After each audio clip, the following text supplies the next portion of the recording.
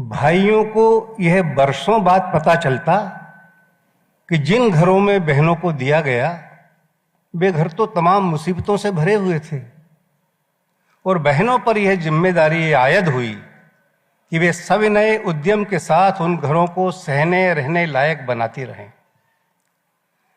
और हम उनकी मुश्किलों से बेपरवाह अपनी खुद की गृहस्थी में इतने मगन कि भूल ही जाते थे कि पृथ्वी के किसी कोने में अभी जीवित बची हुई हैं हमारी बहनें। बीच में इतने लंबे खामोश अंतराल होते ही थे, फिर वे किसी दृश्य में, किसी स्वप्न, किसी खुशी या संकट में अचानक उपस्थित हो जाती, अपने होने के भ्रम को पुख्ता करती, हमें अपने किसी ऐसे जीवन की याद दिलाती जो खत्म हो गया था और उसका अभिलेखागार भी किसी रहस्यमयी आग में जलकर कब का नष्ट हो चुका था।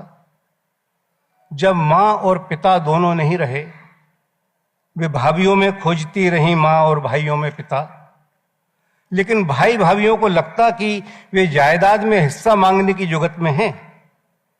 फिर वे हताश गायब हो जाती अपने ही अरण्य में, और अंतराल और लंबे हो जाते और अधिक खामोश। लेकिन क्या था इस ढहते हुए घर में कि वे हमेशा हंसते हुए आती, जबकि उनका अपना भी एक घर बार था।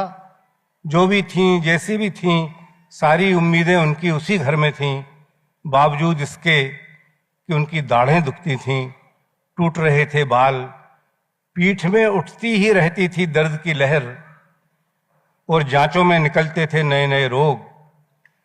कभी कभार हमें भी आ ही जाता था याद कि हाँ, इसी घर में गिरती थी रोशनियां, जिनमें बनती थी जीवंत परछाइयां।